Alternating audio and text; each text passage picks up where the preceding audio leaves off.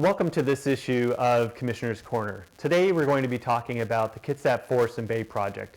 It's a wonderful opportunity to preserve upwards of 7,000 acres in North Kitsap. It's an important opportunity that not only impacts North Kitsap, but the entire West Sound region as well. It has the possibility of creating the framework upon which we will paint a canvas that will not only improve the quality of life for our community, but restore some environmental protections to our area, as well as being an economic driver that will last for many, many generations to come. Stick around and you'll learn a lot more.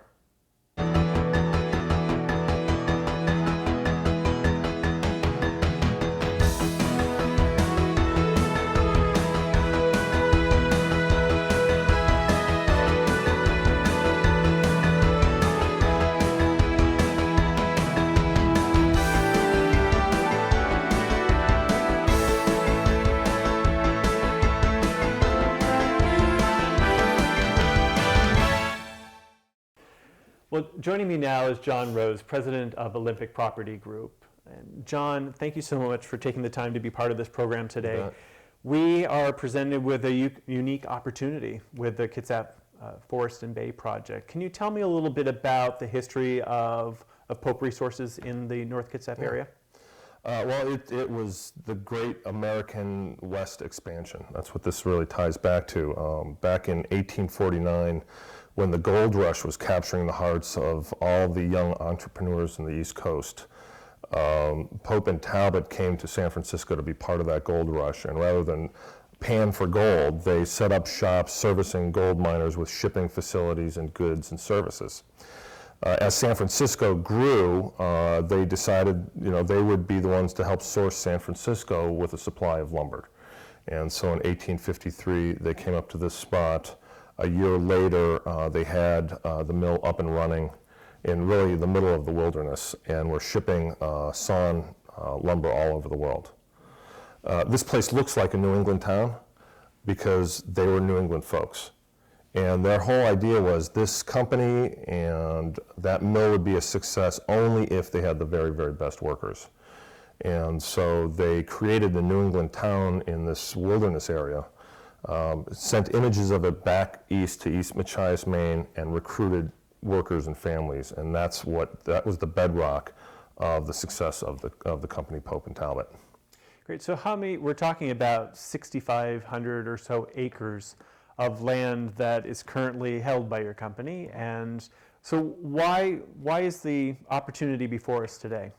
So we've held these lands since 1853 as we began to amass that portfolio.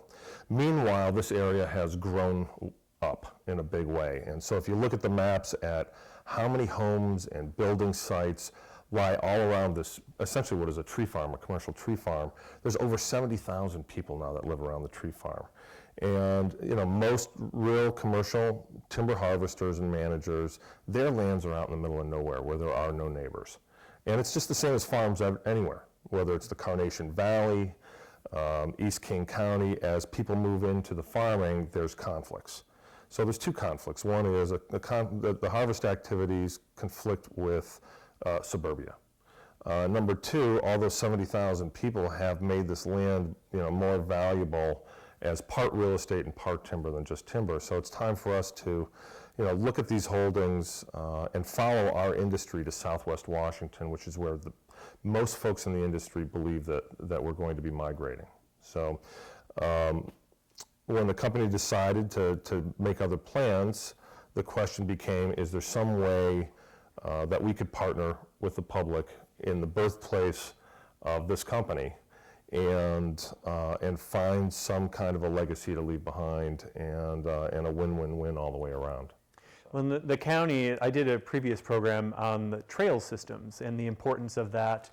And given that your company has been very generous in terms of making the land available to folks, can you talk a little bit about the importance of trails as not only sort of a quality of life piece, but also an economic driver? The best example I have is I look over at Winthrop, And there was a huge resort planned over there, a ski resort. That was defeated by folks that thought it was too big for that community. And instead, Winthrop turned to the idea of year-round trails. And it's completely energized cottage industry there, outdoor outfitting industries there, guests and lodging industry there.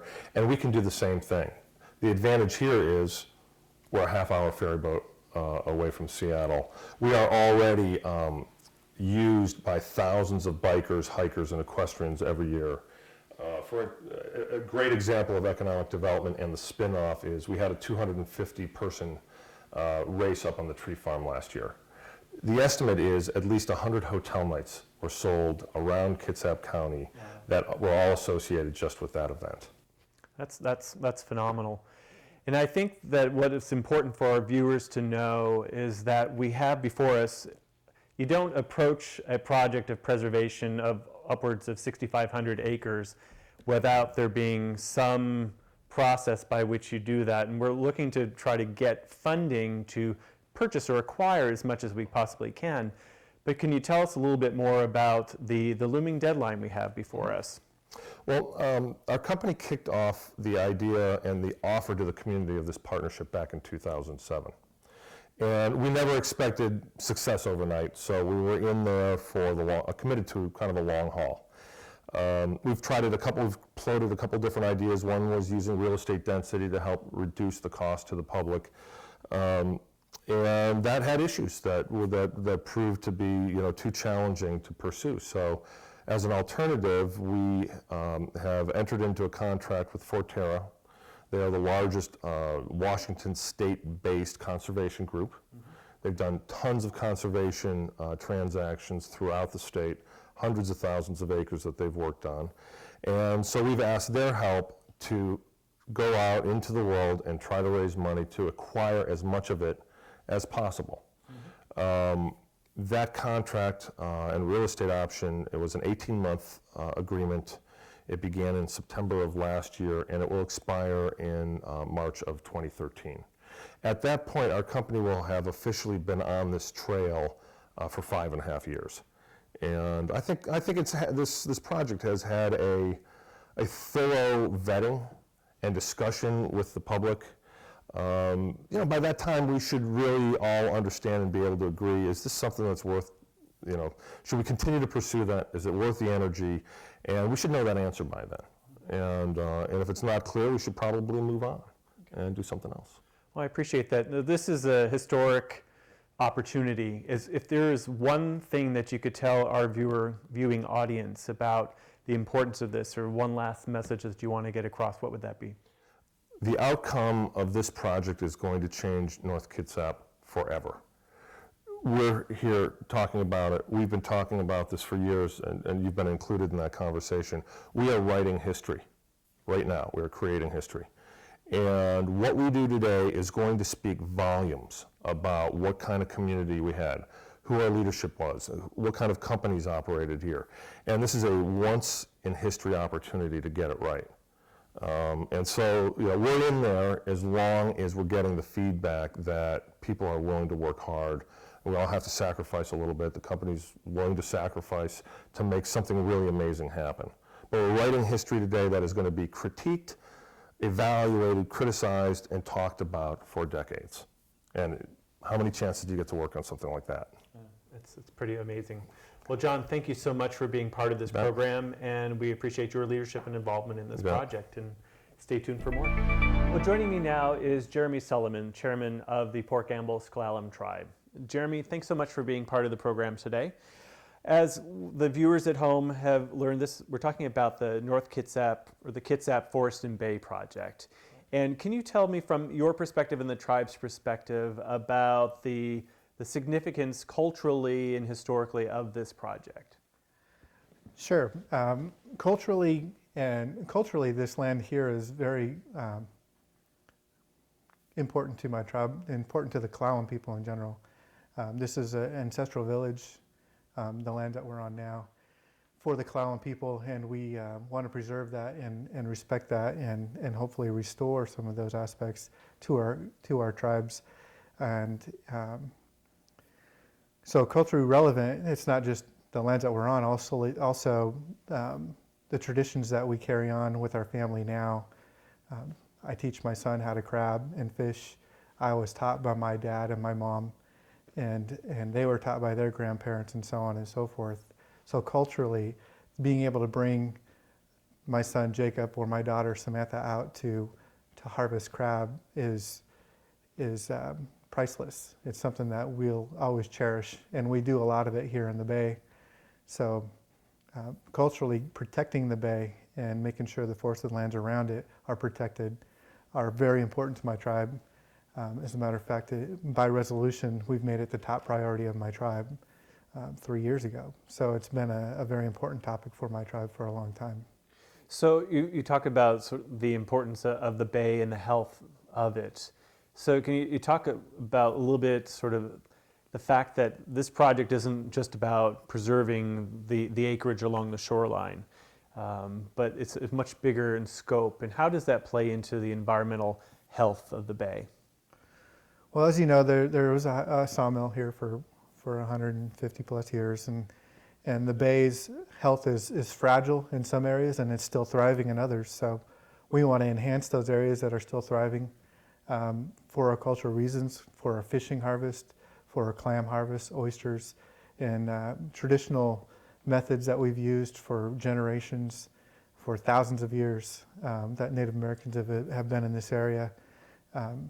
We feel like without enhancing and protecting those resources, the natural resources, our cultural resources will diminish.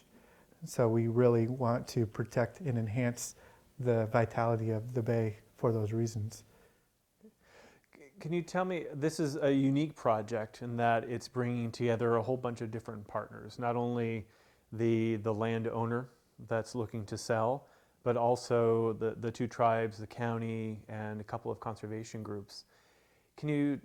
What do you think is the number one challenge of our being successful in moving this project forward? Well, I think when you work with separate governments, sovereign nations, and county government, there's going to be some, logistical issues you're going to run into, as well as working with a landowner that's willing to sell, which all of us really appreciate, and we appreciate all the work that's being put in to make this project successful by the two tribes. Comissioner and Port Gamble-Sklallam have done a lot of work to try and move this project along, as well as the county, and we really appreciate that. And Olympic Property Group, they've done a lot of work to try and make this huge dream come to reality, and it's a really difficult thing to do. I think the real conduit, the real the real asset that we have is Forterra and Michelle Connor getting us together and using her as media to go between the governments, to go between our ideas, to try and find a solution has been very valuable for all of us and very difficult. There's a lot of other things going on outside of this, but when we come into the room, it's very professional, and we really want this project to be successful, all of us do. So that's one real advantage that we have. We all have our own vested interest in making sure this is successful. So, and I think that it's been said that this is once in a history kind of opportunity. It's not something that just sort of happens every day. Right. And so which not only provides some of the challenges for us figuring out how to go about doing it and making it happen, but it also provides us with a tremendous opportunity.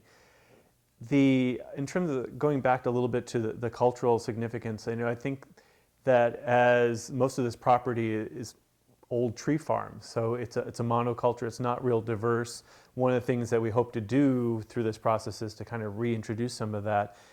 Can you talk a little bit about the diversity of it and sort of some traditional uses if we're able to restore the ecosystem, some of the traditional things, whether it's medicinal or ceremonial or whatever the case may be? Sure. In the Sklallam culture, we certainly have relied on medicinal plants through our existence, and most of those medicinal plants have been taken away through growth around here, and also the opportunity for them to grow has been minimized because of tree farms and things that are, for profit.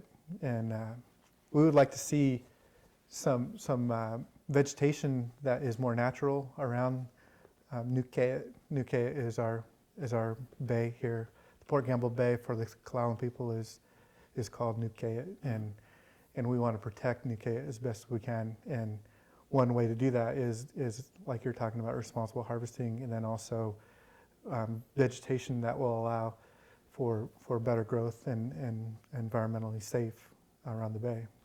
So just one other thing I would like to touch base with, there's also, not only are we talking about this project in terms of the environment, but there's a huge potential here in terms of the economic factors of it.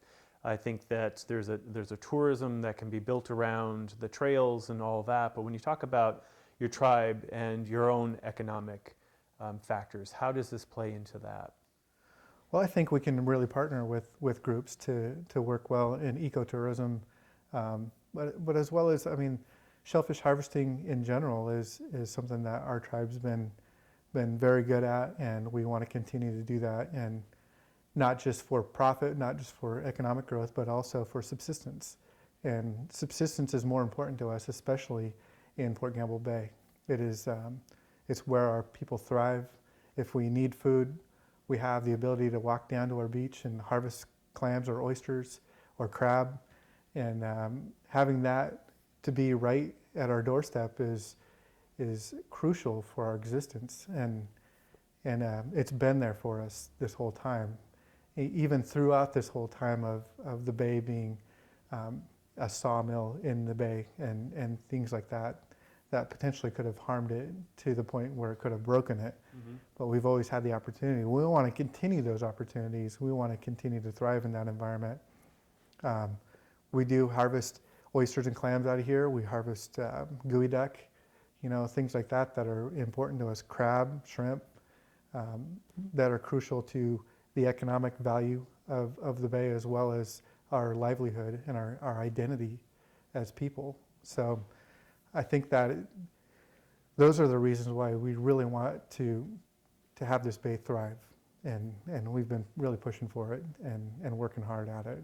Great. Well, thank you so much for being part of the program today, and stay tuned for more. Joining me now is Leonard Forsman, Chairman of the Suquamish Tribe.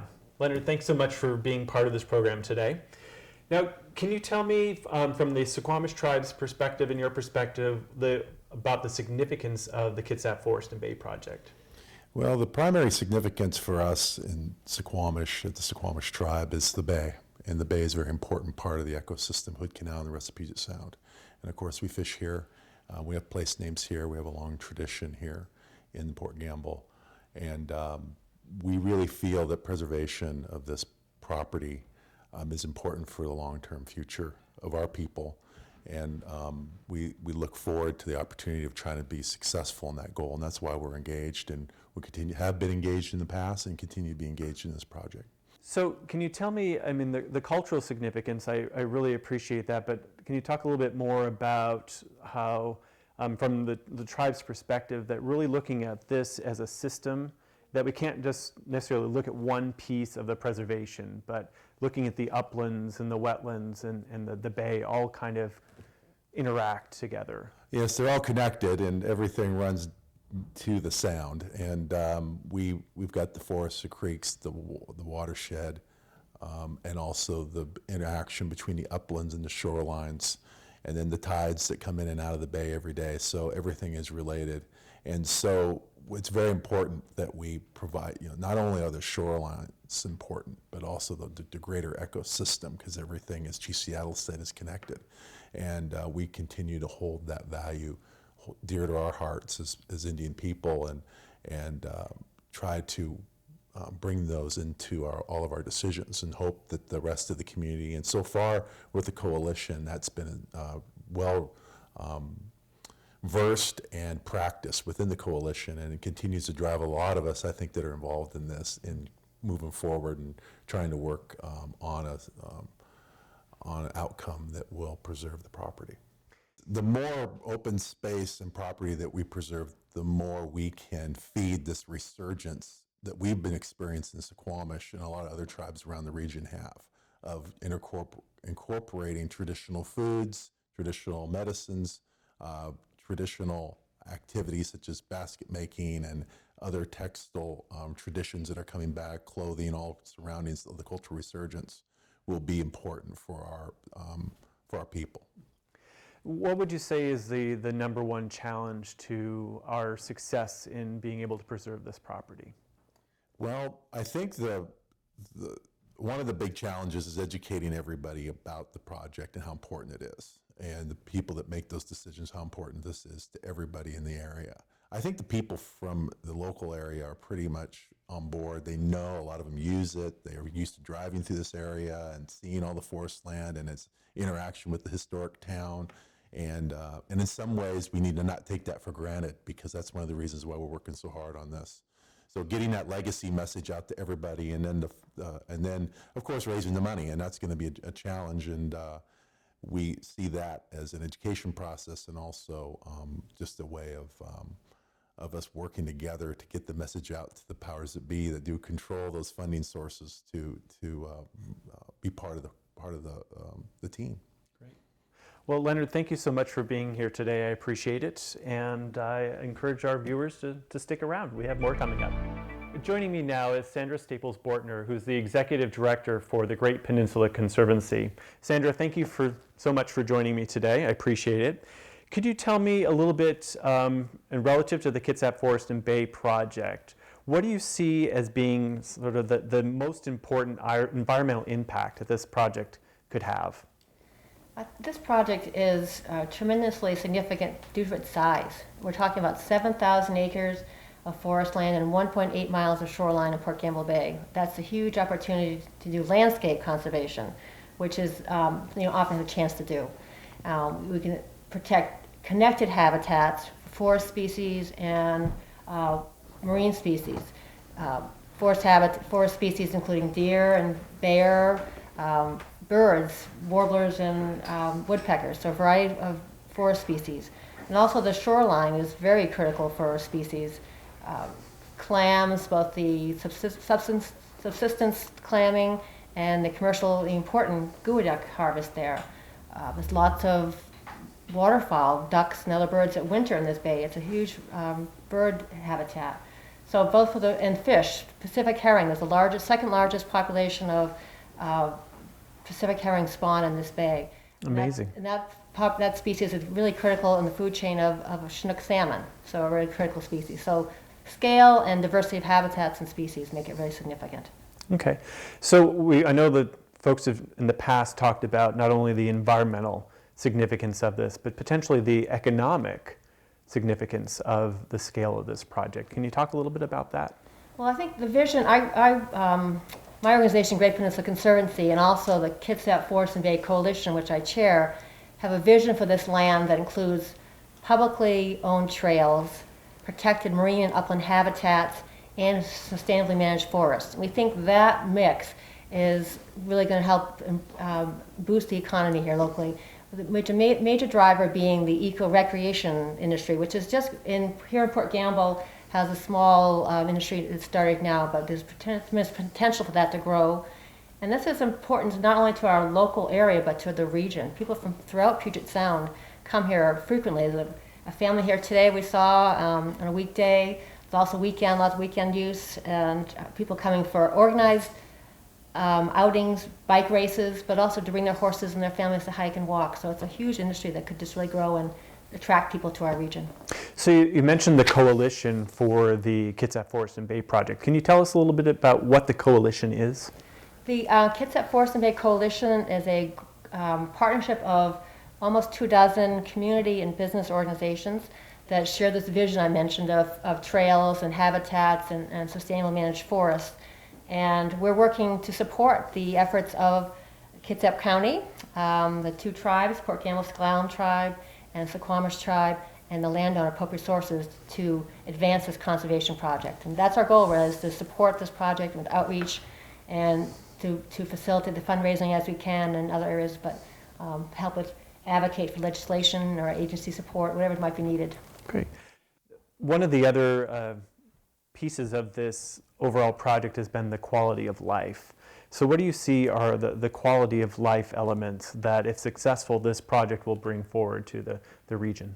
I think people live here in the Kitsap Peninsula, Kitsap County, because of the rural nature of the region here. And what we're hoping to do is to maintain that. People enjoy healthy lifestyles here that come out of all these logging roads and trails through the land now owned by Pope Resources, and which the county and others hope to conserve. And if we're to lose those trails and it instead becomes 20-acre home lots, we've lost quite a bit of that quality of life, that why people live here, why people come here to visit and to work. So you talked about this project overall is talking about landscape preservation, because there is quite a diversity of the forest land here, whether it's wetlands, the upland areas, the shoreline. How can you talk a little bit about how, as a landscape preservation, that we're talking about preserving an entire system? So if you look at the various blocks of land that we're hoping to conserve, they essentially create a large corridor of protected habitat, almost from Kingston up through to Port Gamble, this nice crescent-shaped block of land. So that's connected habitats for species, it's connected trails for people, so that's all important for that way as well. And these lands are also critical to the health of the bay because, our peninsula is, all our drinking water comes from either rainfall or groundwater.